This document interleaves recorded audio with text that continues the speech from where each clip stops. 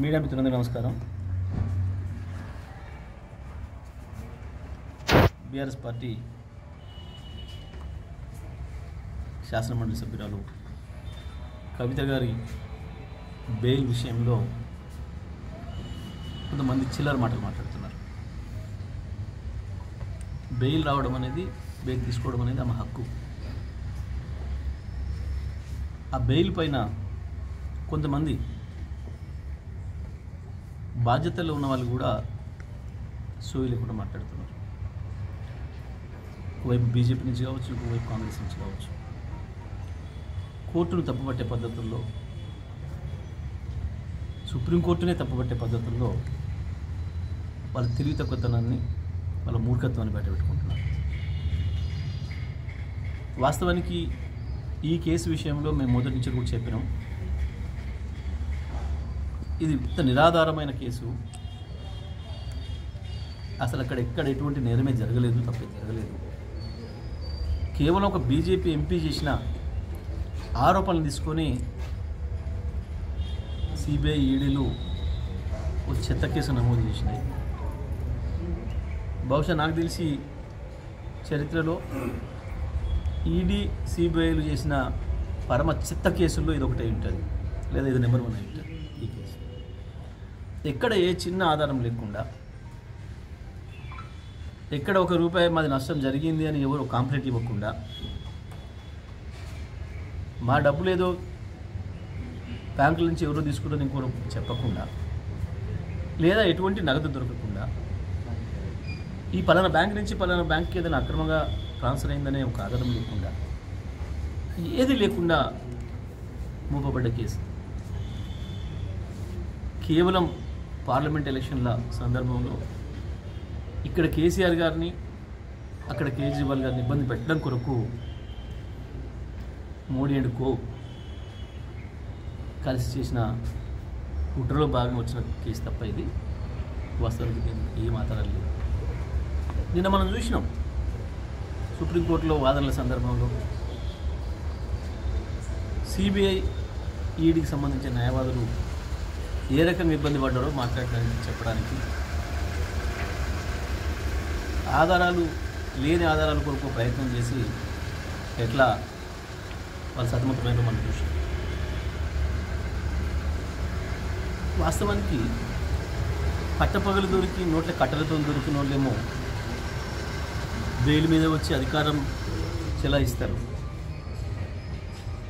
ఏ ఆధారాలు లేని కేసు, అక్రమ కేసును పెట్టిన వాళ్ళు బెయిల్ మీద వస్తేనేమో ఈ రకంగా ఏడుస్తున్నారు. వాస్తవం చెప్పాలంటే ఇవాళ కాంగ్రెస్ పార్టీ పరిస్థితి ఎట్లా ఉందంటే, మోడీకి బీ టీమ్గా ఉంది తెలంగాణలో కాంగ్రెస్ పార్టీ, తెలంగాణ ప్రభుత్వం మోడీకి బీ టీమ్గా పనిచేస్తూ ఉంది. మొట్టమొదటి బండి సంజయ్ కావచ్చు, కిషన్ రెడ్డి కావచ్చు, బీజేపీ నాయకులు అది ఆలోచించుకోండి.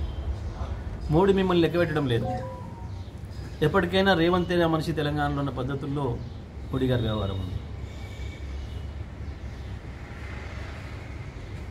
వాల్మీకి కుంభకోణం కేసులో ఇంత స్పష్టంగా 180 కోట్ల రూపాయలు బ్యాంకుల ద్వారా మారి తెలంగాణకు 45 కోట్ల రూపాయలు పైగా వచ్చి, స్వయంగా కాంగ్రెస్ పార్టీకి సంబంధించిన నాయకుల అకౌంట్లలోకి కూడా వచ్చి అక్కడ ఆధారాలను రెడీగా ఉంటాయి. ఎందుకు నోరు మెదుపుతలేరు కిషన్ రెడ్డి కావచ్చు, బండి సంజయ్ కావచ్చు, బీజేపీ రాష్ట్ర ఎందుకు మాట్లాడతలేరు? ఎందుకు రేవంత్ రెడ్డిని కాపాడే ప్రయత్నం చేస్తున్నారు? ఎందుకు తెలంగాణ కాంగ్రెస్ని కాపాడే ప్రయత్నం చేస్తున్నారు? ఇది ప్రజలందరికీ కూడా అర్థమవుతుంది. తెలంగాణ కాంగ్రెస్ మోడీ బీ టీం తప్ప ఇంకొకటి కాదు. అందుకే ఇద్దరు కలిసి ఇప్పటికి కూడా వాస్తవానికి ఇవాళ రాష్ట్రంలో అధికారంలో ఉన్న కాంగ్రెస్ పార్టీ పైన, దాని ఫెయిల్యూర్స్ పైన మాట్లాడాల్సిన బీజేపీ ఇంకా కేసీఆర్ పైన అక్కసు వెలగక్కుతుంది.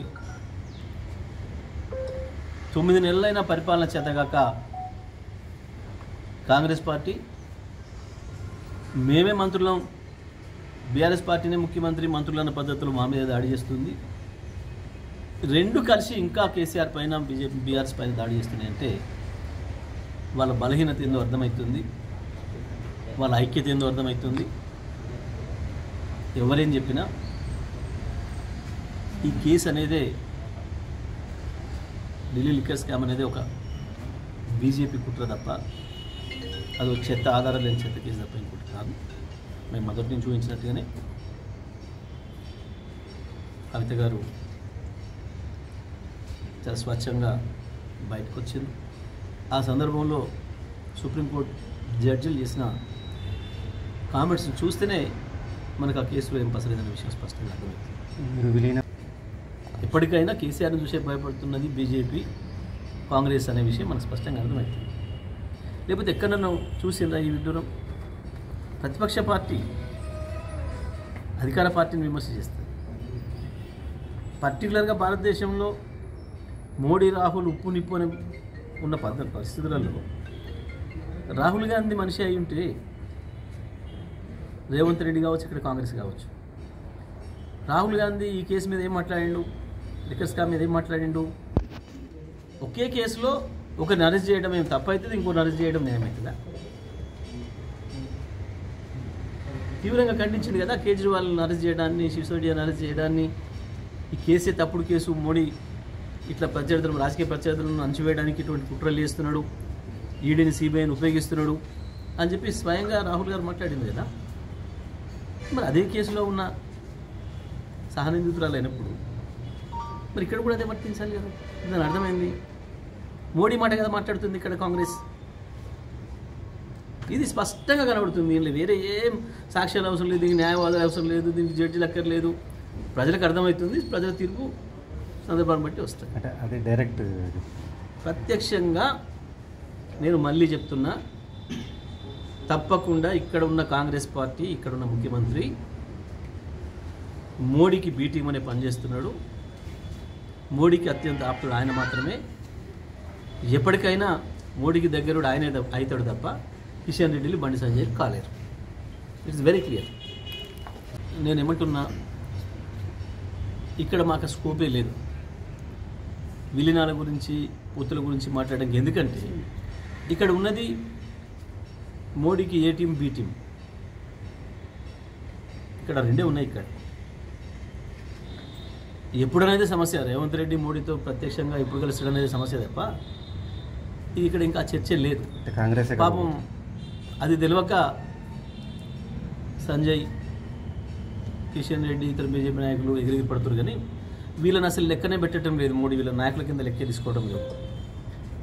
ఎప్పటికైనా ఈ రాష్ట్రంలో నాకు రేవంత్ రెడ్డి అంటూడే నాకు బలం అనే పద్ధతుల్లో మోడీ వ్యవహారం ఉంది. మొన్న ముఖ్యమంత్రిని చేయడానికి కారణం మోడీనే. అందరికి గుర్తించి మోడీ ఫ్రెండ్ ఇంకో ఆయన ఉంటాడు వాళ్ళే తప్ప మోడీ రేవంత్ రెడ్డి కాంగ్రెస్ పార్టీ ఛాయిస్ కాదు, ఇక్కడ మోడీ ఛాయిస్ మాత్రమే. అంటే తెలంగాణ కాంగ్రెసే విలీనం కాబోతుందంట. మొత్తం టోటల్గానే తెలంగాణలో కాంగ్రెస్, బీజేపీ రెండు ఒకటే అయితే అందులో సందేహం లేదు. రెండు మోడీ టీమునే ఉంటాయి, ఏ టీం, బీ టీమునే ఉంటాయి, టీఆర్ఎస్ కాదు. ఇక విలీనాల గురించి వెళ్ళి మాట్లాడాల్సి వస్తే అయితే గీతే తెలంగాణ ముఖ్యమంత్రి, తెలంగాణలో ఉన్న కాంగ్రెస్ పార్టీ బహుశా ఇవాళ రేపు వేయబోయే పీసీసీతో సహా, ఎందుకంటే ఆయన మనిషిని వేస్తున్నట్టున్నారు, పీసీసీతో సహా మోడీ టీంలో విలీనమయ్యేది వాళ్ళు అవుతారు తప్ప బీజేపీలో విలీనమైతే మొత్తం తెలంగాణ కాంగ్రెస్ పార్టీని, తెలంగాణ ప్రభుత్వాన్ని టోక్గా తీసుకుపోయి బీజేపీలో కలుపుతారు తప్ప బీఆర్ఎస్ ఎవరితో విలీనమయ్యే అవకాశమే లేదు, ఆ అవసరమే లేదు. తప్పకుండా రాష్ట్ర రాజకీయాలనే కాదు దేశ రాజకీయాల్లో కూడా మోడీకి, రాహుల్కి ప్రత్యామ్నాయం కేసీఆర్ గారే అవుతారు.